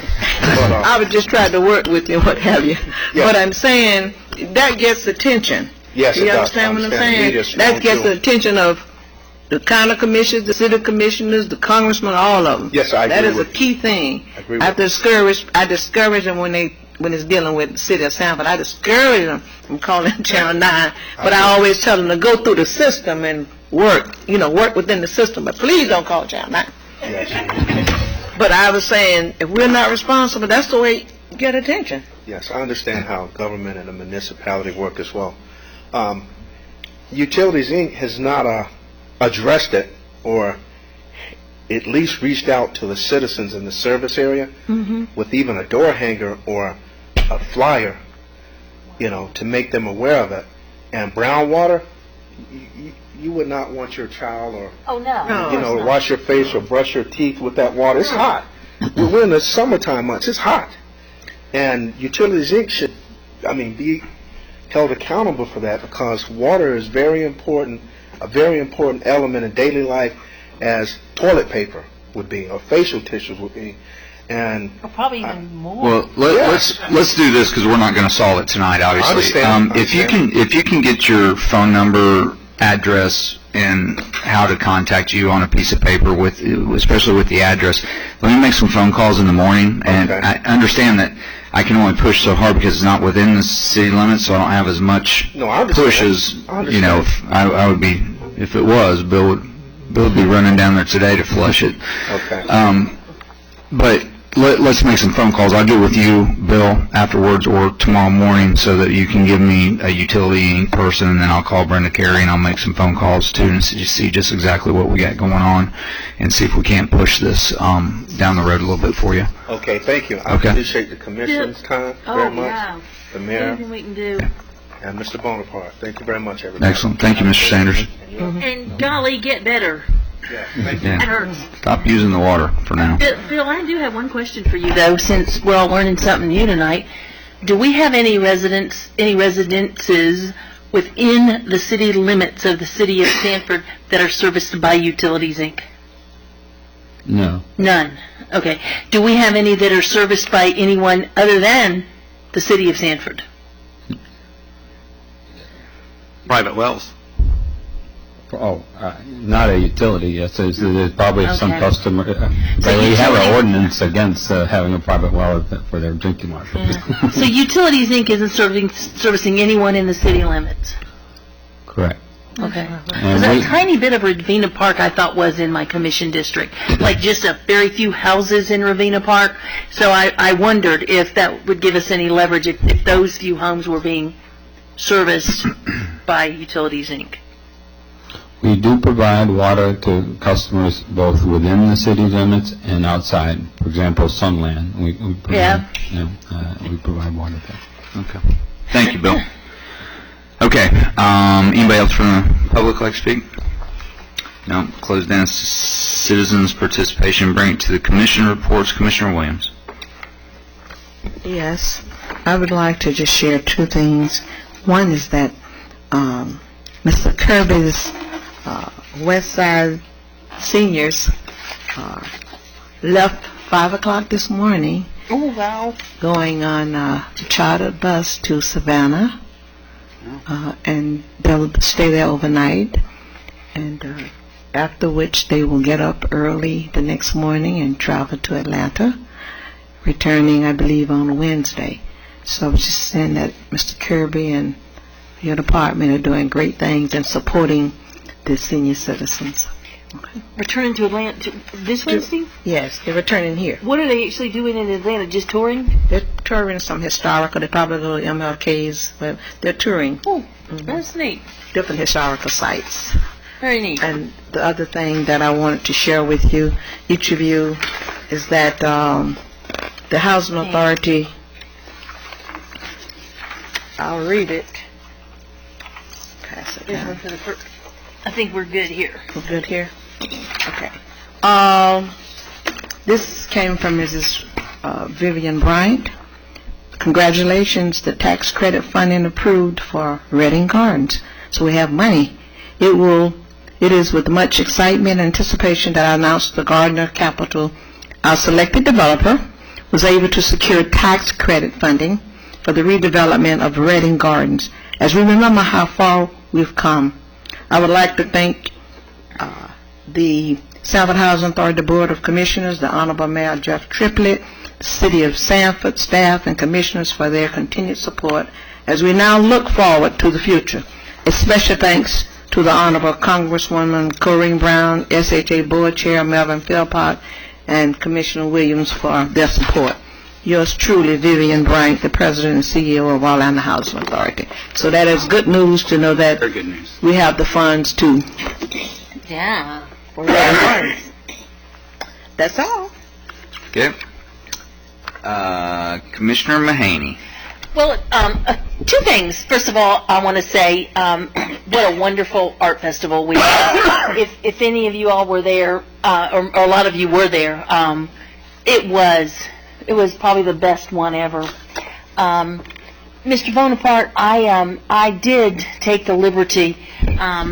A couple of us volunteered for both days in the artist retreat.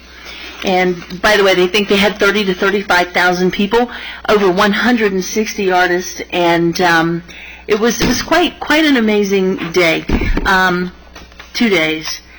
They were kind of running out of older posters from the art festival, so I did take the liberty of collecting up for us, for the city, 2 copies each year, starting in 2011, 12, 13, 14, 15, and 16. I thought I'd give one set of copies to the museum curator, but I wanted to see if maybe somewhere you might come up with enough money to maybe frame them, the 5 of them. I think they ought to be displayed in City Hall. Which leads me to Mayor Triplett. One of the ones I found was actually signed to you by an artist, and I didn't know if you wanted that personally, or if you just wanted me to have that one signed to be hung in City Hall, because I thought it was kind of cool that it was signed to you. How about we have Norton find money to get it mounted, and then I'll make that decision later. Oh, you sticky! No, it's for City Hall. That's why. Yeah, it would be nice, because that's the only one that was actually signed to you. Yeah. But I actually saved it. I happened to find them looking for some stuff. So I'll bring those to you, Norton. Okay. And they don't have to be done right away. It can go into next year's budget. But and I would also like to say that that I would like for maybe Mr. Mayor has a great idea of what we can do. This is a humongous signature event. Mr. Mayor, I don't know if, they like plaques or what. I think sometimes people get tired of plaques, but we need to present them with some token of, I think, recognition for what they do. I mean... How about a signed poster? They've got posters. Listen, Lisa Finnerty and I worked, from 7 in the morning till 7 at night, Friday, Saturday, and Sunday, 3 days. I thought I was going to die. Those women had been working for weeks. After that show was over, they had to clear the streets. They were there till 1 a.m., and they did a beautiful job. I was 3 times when I took little breaks from my job to shop, of course, and I'd hear people say, man, Sanford is really getting nice. Look what Sanford's done. Who's ever thought you'd see this in Sanford? And they bring a lot to the party. Can you come up with, I don't know if you like plaques or whatever, but could we do something? Yeah, we've done something for them in the past. I just have to figure out what. Personally, I think they deserve a key to the city, but I think we already did that. I don't know. I'll look and see what we do. Okay. And on the other art note, just a little report to bring y'all up to speed. I'm so excited. Because, for those of y'all that are in the audience that don't know, recently the commission formed a public art commission, and I'm the commission liaison. And Christine Dalton approached me and said, Commissioner, we're renovating Paw Park, and our arborist has identified one big, huge water oak that's sick that has to come down. Interestingly enough, it's sick in the top part, not the bottom. It's all hollowed out in the top. Christine Dalton and a couple of other folks and I met a chainsaw artist out there last week. They're going to top the tree off to 12 feet. Chainsaw artist is creating a sketch now, which is one dog, maybe two. Do you need my picture? Is that You can be on it. so? He's going to cut full size replica of me? No, I was thinking more like Jack. You know, Oh. poor deceased Jack. Good point. And Jack was his dog, and not a person. I would never say that about a person. Anyway, one or two dogs at the bottom standing up, looking at a cat on a branch, and I'm thinking that maybe we're going to dedicate it. Going to talk to the commission about this. Maybe in memory of all of our pets that we've had over the years, and something for people to enjoy. But the really exciting thing is, I've got private funding for it. Oh, do you? I sure do. Several contributors are collecting checks now. This is going to be paid for completely by private funding, and it will be our basically first piece of public art. So it's gonna, it's just going to be something fun for the people in Paul Park. Very cool. Good. Sounds good. Excellent. Mr. Mayor, before moving forward, I just want to piggyback on Commissioner Haney's comments regarding the art festival, and to Mr. Biel and the Public Works staff. There were a number of staff out there continually cleaning up the trash so that it was not looking like a trashy area.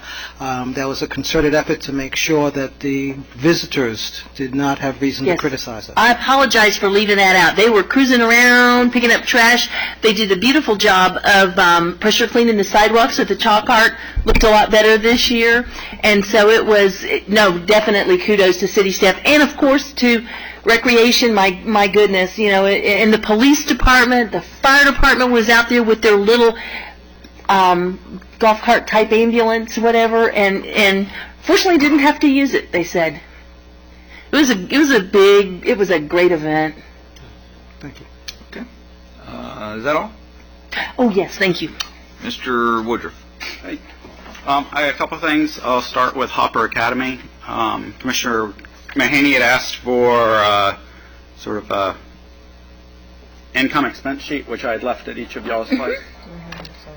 And just not to belabor the history here, the city has been involved with Hopper for a long time. 2010 to 2012, there was originally $240,000 set aside in CDBG funding. Only about $30,000 of that was spent. Is that right, Mr. Thomas? That's correct. And the rest of it was rolled back into other programs. The city's twice done a resolution committing to the $177,000 match. We have put $43,000 of that. A couple of changes, doesn't change the bottom line a little bit. On the income side of what I provided y'all, the in-kind for the air conditioning has been confirmed, and it's probably going to be closer to $15,000 than $10,000. And $500 is moved today from the expected donations to the actually received donations. And so but we are nearing the end of this. Obviously, we were not as successful raising money as I thought we would be, and so I'm just asking for the City Commission to consider making an additional contribution towards that original $177,000. So how much will we have in totally for this project? Well, I would like another $70,000 from the city, which with 43 would be 113. Mr. Thomas tells me there is just under 25,000. Is it 24,700 something is available in CDBG funding in the right category that was set aside for help. Set aside for the Holly Street property, considering. I'm on leaning on Mr. Thomas now.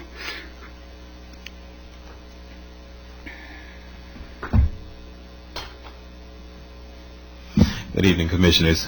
Andrew Thomas, Community Relations Neighbor Engagement Director.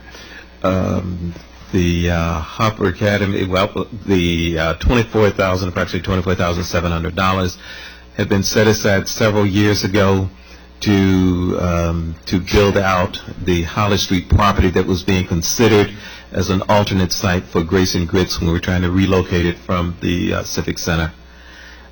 We did not find an organization to serve as the lead agency that would take on the project, so those funds have been sitting. And facilities, public facilities improvement, which include community centers, such as Hopper Academy, which was in the same category.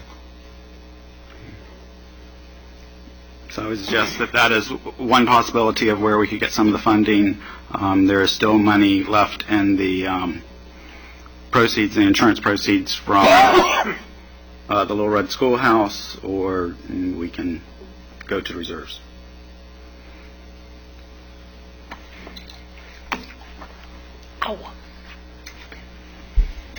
Who's going to run this thing when it's all done?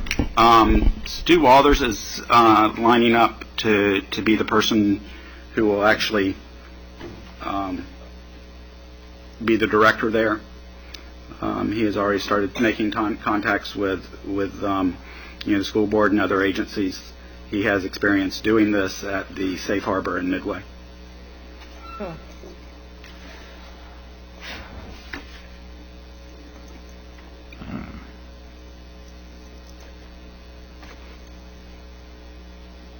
And so this time around, we're going to have 117,000. Is that what you said? Be a total of 113,000. And how much? Well, I don't even want to ask that question. I don't want to know.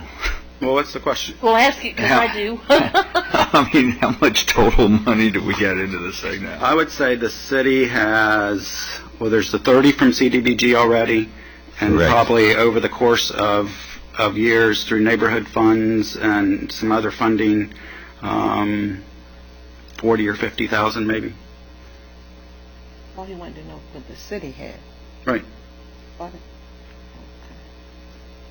And that would be And I'm not, it may not be that much, because I think there was initially, the city put 25,000 towards a couple of items and then added to that a couple of times, so maybe closer to 30 or 40.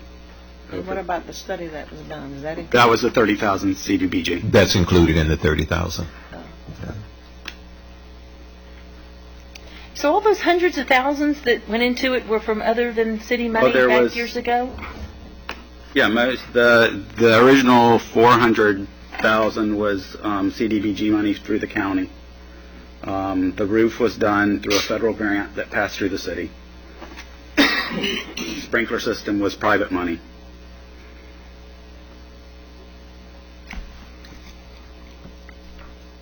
What did you say you wanted the city to consider? 70,000.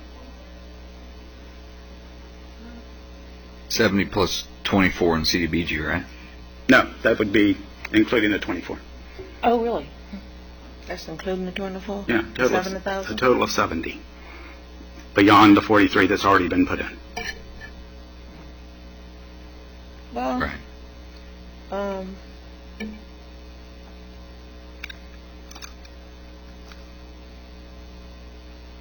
It really needs to be completed. How about as a loan? Is the city in the business of making loans? City's in the business of not fixing something up for someone else to make some money. I mean, I think I think it needs to be done too. I mean, I think the city will reap benefits from this if it is completed. Will, once the city does this, will the citizens over there in Georgetown have to pay in order to utilize the building? I'm just talking about the Georgetown people and... Well, I mean, we have to pay money to run it, so there will be rental fees to use it, just like there is at any other city-owned facility. The city won't own this, though. Right, but, the city charges rental fees for its properties. The Women's Club charges rental fees for its properties. But the fact that the city is putting taxpayers' money in it, I was saying, will there be any allowances for people in Georgetown being able to utilize it sometime without paying? I would certainly be willing to figure out how we could do that. I'm not sure I have the authority to say that. I guess you could put that as a condition with the money, and if the board wants to accept that, they can. Especially since most of the people on the board is not from Georgetown. I have no really ties to Georgetown at all. A board is a board, even Sanford, really. But I just, and as he said, that we're doing this for somebody else to operate it and make money. But it does provide a service to the people who are over there. And my support for it, I was thinking along the lines of looking at what you all said that it was going to be used for. So I just assumed, they said you don't assume things, that the people in Georgetown and Valencia Court and all those areas over there, even Washington Oaks, right, would actually have the opportunity to utilize it without necessarily having to pay. You understand what I'm trying to say? I know sometimes it would depend on the program, I think, but I mean, we have to have income to run it, just like everything else has to. But could you have some? I mean, could you have some, make some alliance for? I don't know what. I mean, if it's neighborhood meetings, if it's neighborhood celebrations, yes. If it's a private citizen coming in and wanting to rent the upstairs to do a reception, probably not. And I was going to ask the city attorney how that would. I'm sorry. Excuse me. I didn't mean to interrupt you. I just was going to ask Mr. Colbert. You down there? Mm-hmm. How something like that could actually be done?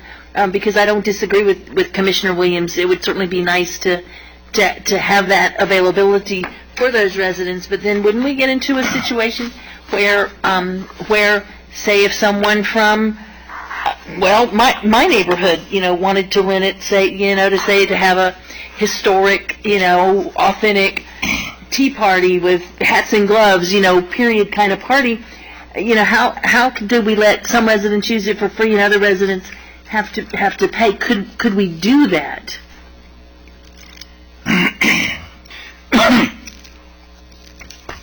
Well, I think the taxpayer money that has gone into it and may still go into it is not limited to a geographical area of the city. I think the money that's going into it is taxpayer money from all of the taxpayers of the city to turn around and carve out a neighborhood or a defined area of the city that got favorable treatment when dollars from all over the city were contributed to it. I think would be a challenge.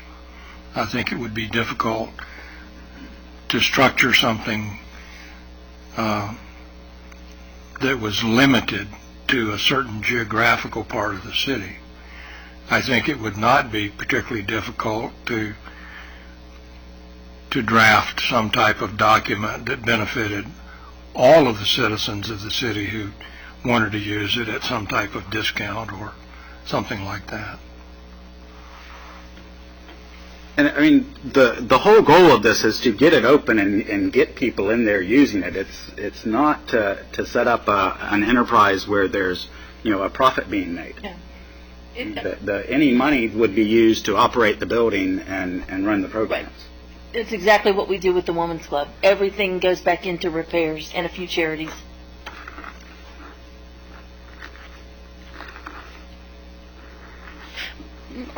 The Community Improvement Association is currently the owner. Yes. And Stu Walters, he would be the executive director? Well, what? That is not firmly decided, but at this time, he is the one taking the lead on setting those things up. Looking at what the programming is going to be and getting the partners for that. And he is a board member. No, he is not a board member. He's not a board member? No, he's an advisory? Yes. Advisor? Oh, yeah. Okay. And one of the reasons he is not on the board was in the event that he was made the executive director, there would not be a conflict there. Is he looking for a paid position? No. No, this isn't. No one is looking to be paid for what they're doing over there. And please don't take those questions the wrong way. Just trying to Get all the facts, just the facts.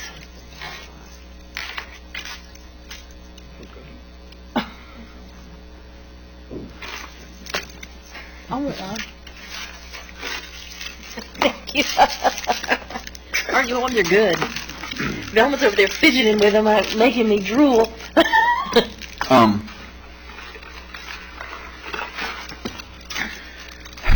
man, Arthur. You're in trouble. 70,000 total. So that's how much food we need. We've already got, you want 70 more or just? 70 more, including the 24/7 and change. So I subtract 24 from 70. Yes, and then that's what would come out of the city funds. That's what would come out of the city fund, 50, about So about 50. 50. Well, Yeah, I would think about that we 50. need to try to help. I don't particularly support the idea of the people in Georgetown and when that was a Hopper Academy, which were their community center all these years, of them having to pay to utilize it, in certain instances, that type of thing. I wouldn't say that you would go there and have a wedding for free or that type of thing, but I'm just saying there should be. I'll support it if there are some stipulations that there are certain activities that the people over there who've been waiting for a long time and been told that you're going to get something like a community center where your children can come and you can come and utilize it. I would like to at least give them some. And I'm not saying that's not saying that people from her area could not come over there. I'm not saying write it up where only the people from Hopper or the people from Georgetown and what have you. But those are the people who have some connections with the building. Those are the people who've been waiting for something to happen. And those are the people that have been led to believe that the city or whomever was working with the group to actually set up a community center for them. So I'm just saying that I just think that I understand, but you got to charge for certain things. But I think that there should be like a community day or not necessarily a community day, not necessarily a community day. If they had a meeting every month, right? They want to have a meeting monthly. I don't think they should have to pay for the people to pay for that. There's several other things I can think of that they could use it for where they shouldn't have to pay. But I understand that there's certain activities, that you would have to do that. If it serves maybe the public good, then it could be free, that kind of thing. I don't know about all that. I think everything you do will serve the public good. I'll just go ahead and just say we need to help. I don't like the idea that we're doing it for a private group, who can sell it after it's completed. 6 months later, they can sell it, and then we don't have any control over it. Okay, but like I said, I'm supportive of something being done over there, and I just think that it should be so designed where those people in Georgetown and that area really feel that it is something that's going to be dear to their hearts and that they should be able to utilize it without paying. I'm not saying a wedding, I can understand that, or a big whatever, So I would say that we need to find the $50,000. Don't you get a budget? You have a budget, city budget, don't you? Take 10 out of yours? No, we 10 don't out have of that. yours? We don't have that. 10 out of mine? We used to. 10 out of yours? Yeah, you can have the 10 out of mine. Mr. Bonaparte, I'll even give you 12. I think the only way I can support this if it is Little Red Schoolhouse money, and then you can go to your constituents in District 1 and tell them this is where you wanted the funds to come from. So. Okay. So move. I don't even know how much is left in Little Schoolhouse money, but. That's enough. 50. We need 50. He's all asking. Well, it's 50 minus 24 or whatever, so not even quite 50. But it's 46,000. Let's go ahead on and decide before it goes up. It goes up. The amount goes up. I don't want to talk about this again. So let's finish it, end it right here, and be done. So a total of 70, including the 24, whatever, and the balance from Little Red Schoolhouse. The balance? Yeah, the balance of the 70,000. Take the balance of take the 46,000 Oh, from the yes. red schoolhouse Yes, money. yes. So moved. Do you need a motion? Do you need a motion? I don't know, I guess. So moved. Second. No motion second. Any further discussion? Seeing none, all in favor say aye. Aye. Opposed? And There you go. I am abstaining on advice of City Council. Well, you just put that all on us, huh? Thank you very much. Good luck, Art. Seriously, Art, thank you. Thank you. What- and seriously, and I even know, I know the rest of y'all will agree with this, he's done an amazing job. getting You it have. Done. That thing was Oh, unbelievable, and he has done an amazing job driving it and... Thank you. I do have two other things that do not involve money. Make them quick. It's not... They're quick. One, the theater is applying for a grant, and we are not asking for any match, but we will be asking for a letter. And so I will have that at the next meeting. Okay. And I also just want to thank, there's nobody here from the trust, I don't think, but I just want to thank the trust for pitching in to send our preservation officer to a planning meeting. Okay. Oh, yeah. Well, good for them. Okay, good night. Good night. Norton.